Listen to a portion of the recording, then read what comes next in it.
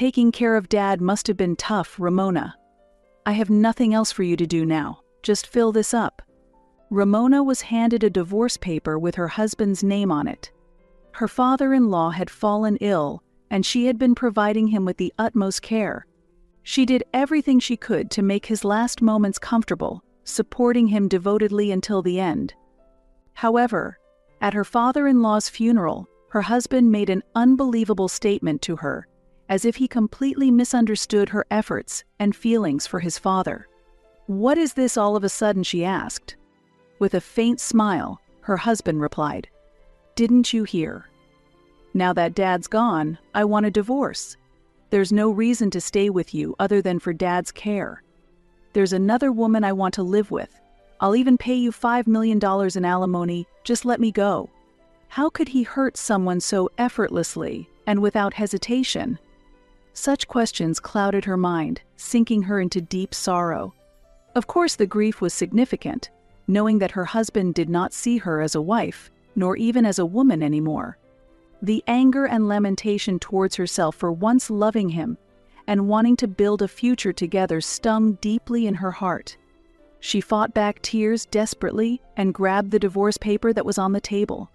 Her hands trembling, she began to write her name, but tears continued to fall, blurring the ink with each drop. "Be careful. If the writing isn't readable, you'll have to write it again." Even though she had decided to get divorced, he was still speaking about the woman he once loved with no compassion or warmth. It was clear at that moment that he didn't care about her feelings at all. Yet she couldn't stop her hand, and through the tear-blurred vision, she completed the divorce form. "I, Ramona, am quite an ordinary working housewife. I married Marvin a few years ago, and we have since been living a quietly happy life together. Marvin and I have a harmonious marriage life, where our hobbies and thoughts naturally align, and we seldom have major disagreements. While some believe it's important to clash and deepen understanding, I feel maintaining a peaceful everyday life without strife is also a form of happiness. I thought my peaceful daily life with Marvin would continue unchanged. However, one day, I suddenly received news that my father-in-law had collapsed. Fortunately, he was quickly taken to the hospital and his life was saved. But the doctor found a serious illness in him, and he might not have much time left. I was concerned about his condition and asked Marvin if we could visit his parents' house. It's a tough time with work and all.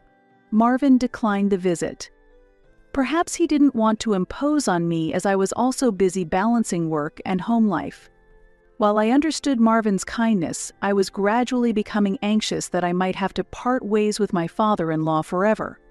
One day, amidst these fears, Marvin suddenly said, "I want you to come to my parents' house. You are experienced in caregiving due to your job, and I want you to help with Father's care."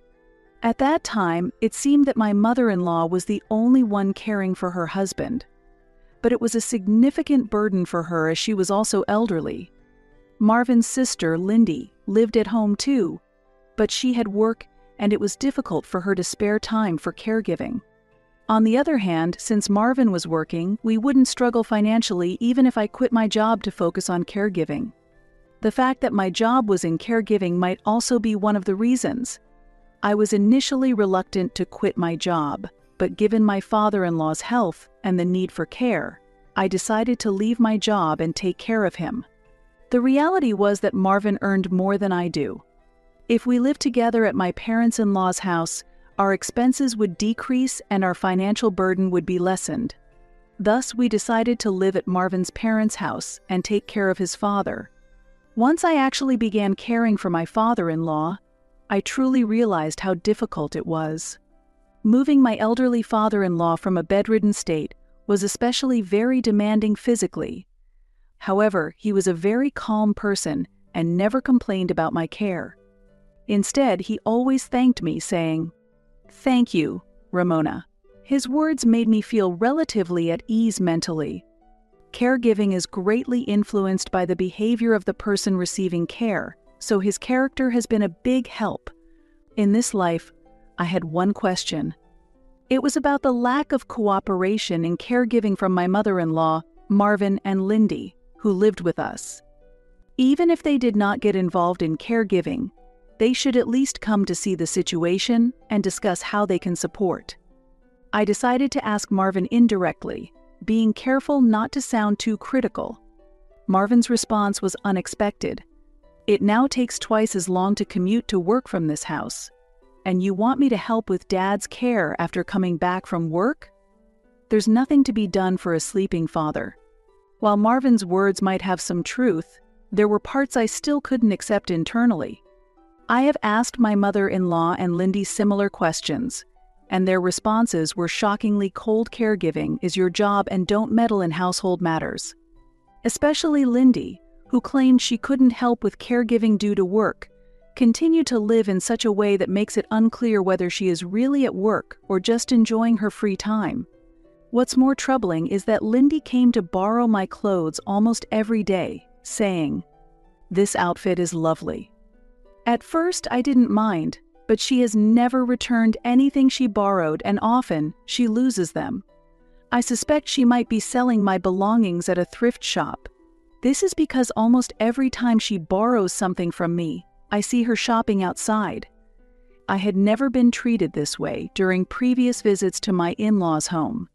However, since we started living together, their attitudes towards me clearly changed, and it felt as if they were looking down on me. Maybe there is some issue between my husband and his father that I'm not aware of. Could they be despising me because I'm taking care of my father-in-law? Lost in thought. During my days filled with unease, my father-in-law suddenly spoke to me. It seemed he could sense my worries.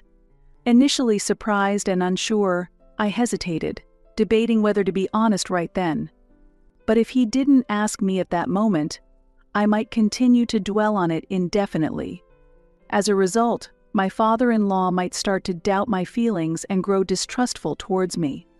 Thinking it would also be concerning for my father-in-law if I remained silent, I decided to ask him about this issue. "I'm concerned about the relationship between Marvin and you, father-in-law. I wonder if there might be some problem. I don't mean to pry, though." I couldn't bring myself to ask if they were avoiding him, and my words faltered, failing to convey what I intended. However, my father-in-law seemed to grasp what I was trying to say from my vague expression. After a moment of thought, he answered calmly, "There's nothing wrong." "What's the matter?" Pressed further by my father-in-law, I felt I couldn't escape and spoke honestly. "I'm concerned that Marvin, your wife, and Lindy hardly ever come to see how you are. It's a difficult situation to even discuss caregiving." Hearing this, my father-in-law simply said, "I see," and then suggested something astonishing. "How about I pretend to be dead to check everyone's feelings?" I was taken aback by such an unimaginable suggestion and immediately objected. That's not acceptable. It was an utterly unreasonable proposal. If my concerns are wrong, Marvin and the others might be terribly saddened, and it could lead to irreparable consequences. There must be other ways to confirm their feelings. Nevertheless, seeing my father-in-law pleading with a lifetime request, I reluctantly agreed to help. That day, when everyone was at home, was the only chance to carry it out. I repeatedly asked my father-in-law, "Are you sure we should do this?" But his mind was set. With resolve, I headed to the room where everyone was and shouted loudly, "Father-in-law has lost consciousness. Someone come quickly." I felt Marvin and the others running towards us as my father-in-law closed his eyes and held his breath. As they entered the room, I said, "He's not breathing." I was nervous my act would be discovered. The three of them looked shocked and exchanged glances. Unsure of how to reveal the truth and where to say it was a lie, I was panicking when I heard clapping. With the sound, the three of them burst into cheers and rejoicing. We did it. Dad's inheritance is $5 million. Maybe I'll quit my job with this much money. Dad sure was tough. Make sure you share with me too. I want to buy new clothes. Good for you too, sister-in-law. I was stunned by their words. The three of them were clapping and celebrating. I could not understand why there would be cheers and such reactions to the news of his death. If it were true that he had passed away, maybe I could have endured it a bit longer. Regardless of the emotions and reactions of those left behind, those are things the deceased should not know. Still, it was something I wanted to avoid at this moment. I understand your feelings now. Struggling with his immobile body, my father-in-law sat up and said calmly while staring at Marvin and the others. Marvin and the others were shocked, as if a dead man had suddenly come back to life, and they exclaimed aloud. The surprise was short-lived as they realized this had all been an act. Then, Marvin and the others started making frantic excuses, saying, "Oh, what did we talk about again? It's obviously a lie. We would never seriously say something like that." After that, their glares turned towards me. Ramona. "This is your fault. You won't get away with such a foolish act. You must have instigated Father. Come here." Marvin grabbed my hand and dragged me to the bedroom. My father-in-law tried to explain desperately, but his voice was too weak compared to their loud accusations and couldn't stand against them. If Marvin and the others had truly been mourning his death, I could understand them being angry at what I did. However, their anger was merely a backlash against me for exposing their true feelings. I was deeply disappointed by their actions. In the bedroom, I was subjected to unspeakable verbal abuse from Marvin, and from that point on, the harassment against me began in earnest. I was spoken to harshly whenever seen and faced terrible discrimination during meals. My food was so bad it seemed fit only for animals.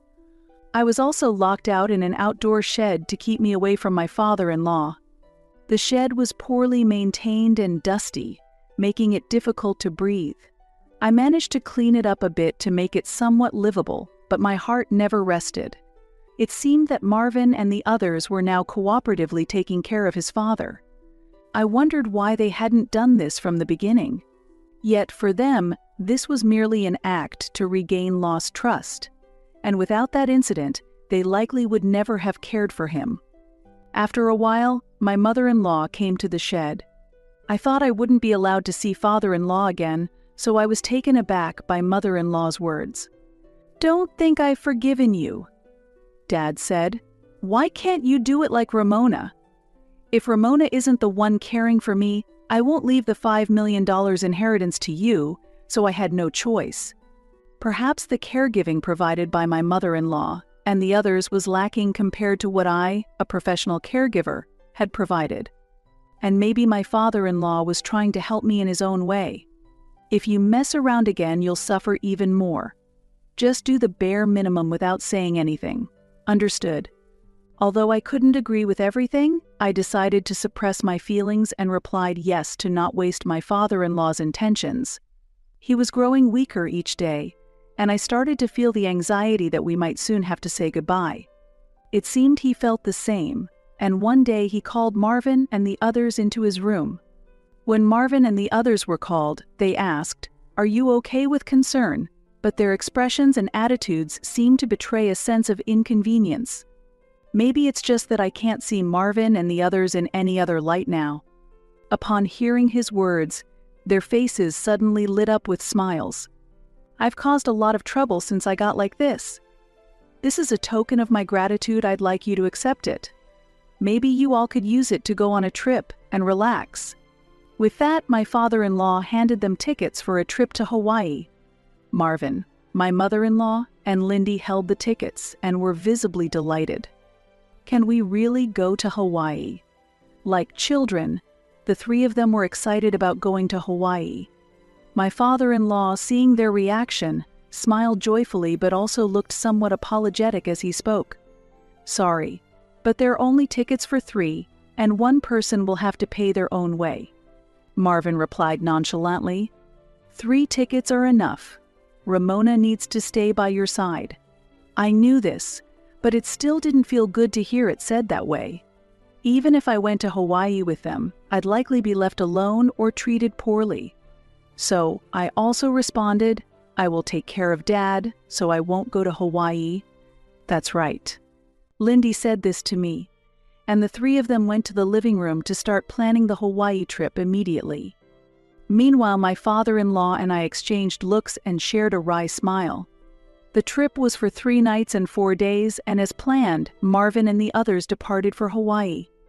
During their trip, a few of my father-in-law's friends came to visit. There were no major changes or events otherwise. Perhaps because Marvin and the others were away, father-in-law often seemed more spirited than usual, and I could finally relax and spend some time at ease. The 4 days passed quickly, and Marvin and the others returned. Their bags were full of souvenirs, but as expected, there was nothing for me. There was a women's aloha shirt that fit me perfectly, and I almost rejoiced thinking it was my souvenir, but that was just a premature assumption. Marvin scolded me harshly. "Don't look without permission." And in that moment, any hope I had was shattered. It seemed that my relationship with Marvin might be irreparable. Carrying this anxiety and loneliness, I continued with my mundane life. Then, finally, my father-in-law quietly passed away.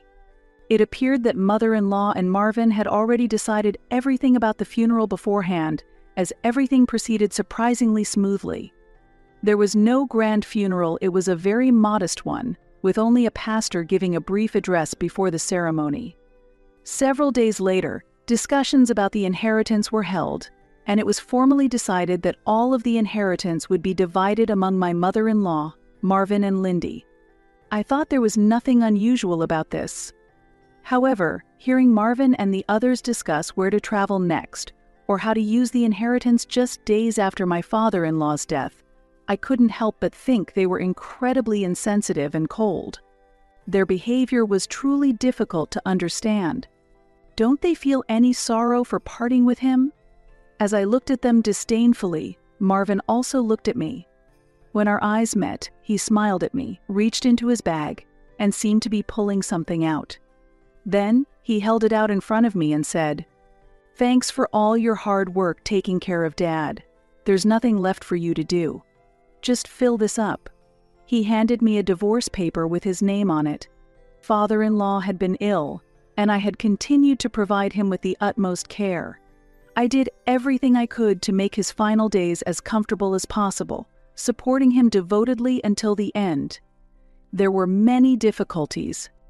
As his last moments approached, his suffering intensified, and every time I saw his face or his condition, it felt as though I couldn't breathe. When I cared for him, I truly experienced a wide range of emotions. Just a few days after his passing, outrage and anger welled up within me at their ability to speak such words. Reflecting on the past events, I had felt some disappointment towards Marvin's attitude. Still, I had never dreamed that he would be the one to suggest a divorce. I was speechless and could only stare at him in disbelief, wondering if he was serious. "What is this all of a sudden?" My question was met with a thin smile from my husband as he answered, "Didn't you hear me? Now that Dad's gone, I want a divorce. There's no reason to stay with you except for taking care of Dad. There's another woman I want to live with. I'll pay you $5 million for alimony or whatever, just let me go. Were you with me just for your father's care?" Indeed, I used my experience and knowledge as a caregiver to the fullest in caring for my father-in-law. If mother-in-law and Lindy see me only as a caregiver, it's upsetting, but not completely incomprehensible. Being a daughter-in-law, I might encounter such cold treatment and misunderstanding. But if Marvin sees me only as a caregiver, it's too painful and almost heartbreaking. At first, I really did love you, but now I have someone else I love. Understand. I heard that Marvin has been dating Rose, a younger colleague from his office, for several months. That timing coincides with when we started living here. His late returns from work were partly due to longer commutes, but there were other reasons too. Were you having an affair? Unable to hide my shock, I asked him. Marvin answered reluctantly. That's what I'm saying. Don't make me repeat myself. If you want alimony, I'll give you as much as you want. I have Dad's inheritance after all. The moment I heard Marvin's words, my heart felt like it was freezing with disbelief. I was disheartened by the reality that he no longer saw me as his wife, nor as a woman. More than that, I couldn't accept that the person I chose had changed this way. Why did I choose him back then? I forcefully grabbed the divorce paper from the table, holding back tears as best as I could. With trembling hands, I began to write my name, but the tears kept falling, blurring the ink with each drop. Be careful. If the writing isn't readable, you'll have to write it again. An unbearable pain overwhelmed me. Even though I had decided to get divorced, I had loved him when we got married. The words that came from his mouth now lacked any trace of compassion for a woman he had once loved. It was a clear moment when I realized that Marvin did not care about my feelings at all. Yet, I couldn't stop my hand, and through my tear-blurred vision, I finished writing the divorce form. But I couldn't accept a divorce without doing something more. I felt I needed to retaliate somehow. Driven by a strong belief that he needed to take responsibility, I resolved to claim a share of his assets. I thought of this affidavit as one way to do so, and I set the amount Marvin should pay at $30,000 and wrote it down clearly. I said, any amount is fine, yet you set it at $30,000. That shows what kind of woman you really are. You can forgive what I've done for $30,000. Did he understand even slightly how much pain and hurt I was in? He was utterly despicable.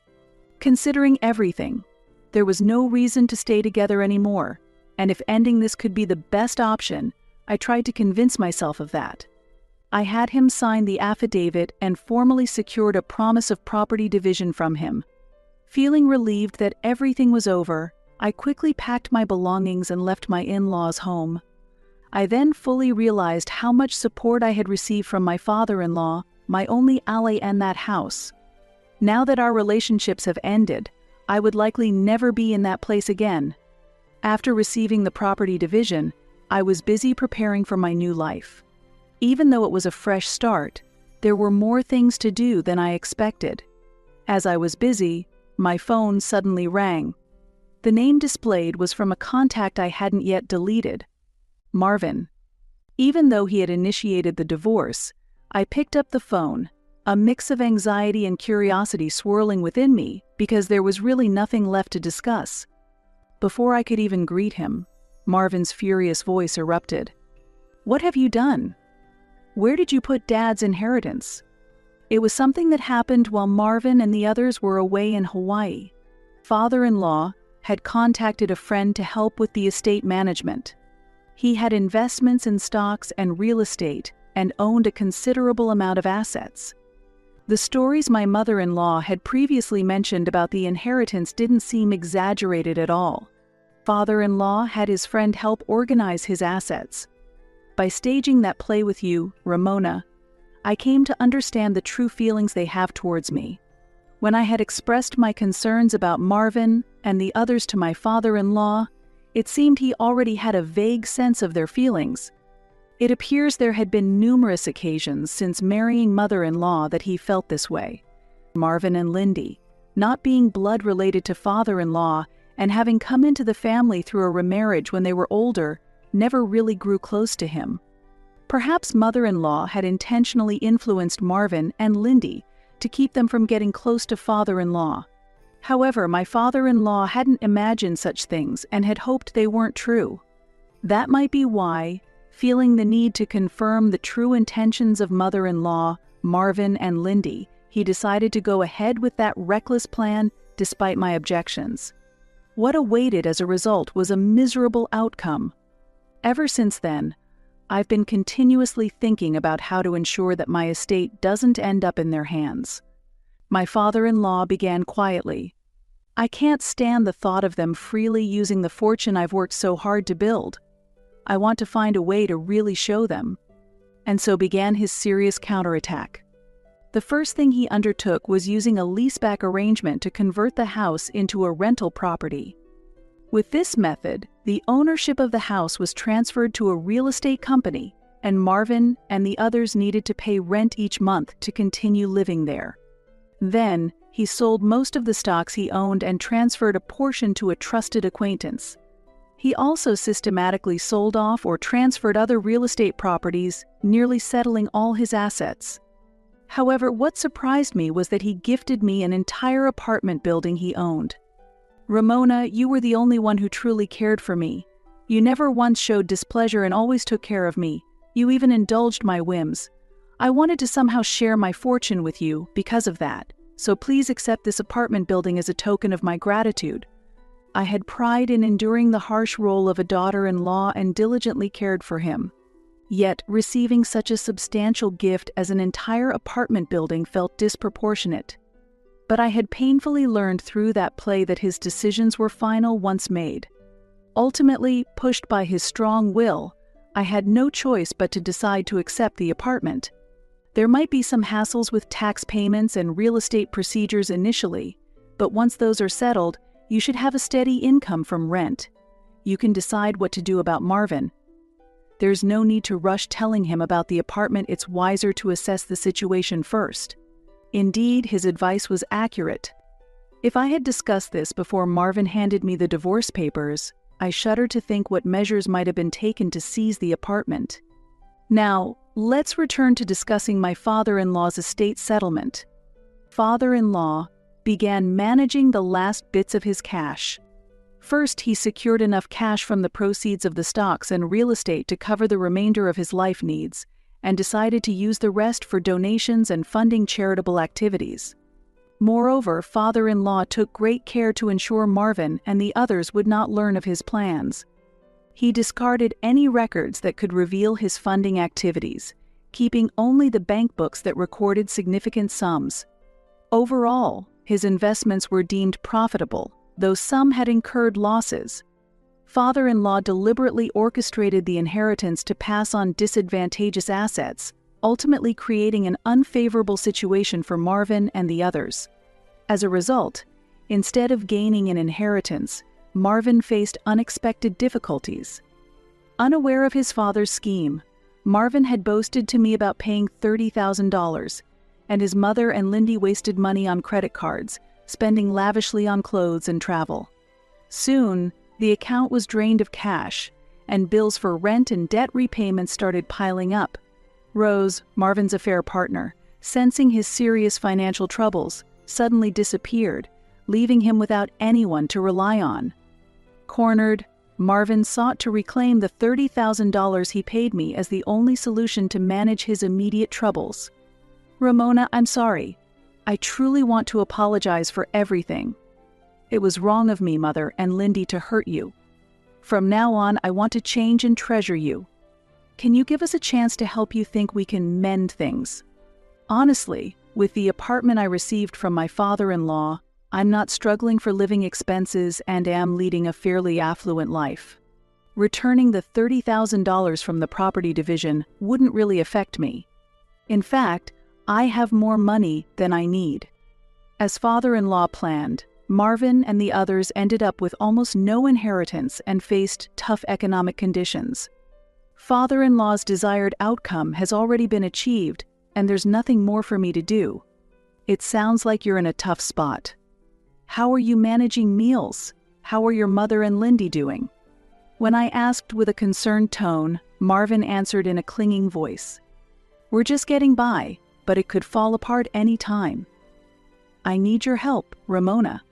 After hearing Marvin's words, I stated without hesitation, I can't help you. With that, I ended the call. I then set my phone to reject all incoming calls from Marvin, his mother, and Lindy. It's easy to guess what they were thinking. Father-in-law's revenge has been accomplished, and now it's my turn. I wanted to avoid direct contact with them, so I decided to hire a detective to investigate Rose, Marvin's affair partner. It turned out that Rose was married, and I decided to provide her husband with evidence of her infidelity. The evidence I provided was only testimonial, but either her husband was exceptionally capable, or Rose was quite careless. Decisive evidence soon surfaced, and once again, Marvin was forced to pay a property settlement. The situation worsened, and both his mother and Lindy suffered damages. As the saying goes, when the money goes, so does the relationship. Marvin's financial hardships only deepened the rifts between them. Constant arguments filled the house. They became unable to pay the rent, and eventually, they had to leave the house. Thus, they even lost the place for them to argue. It was discovered that Marvin had borrowed money through illegal means to pay off his debts, and he was taken away. Lindy started working night shifts, struggling to pay off her debts, and I learned that their mother couldn't find employment anywhere and was living in a homeless state. It's impossible not to feel that the difficulties and hardships they are currently facing are entirely of their own making and are pitiful.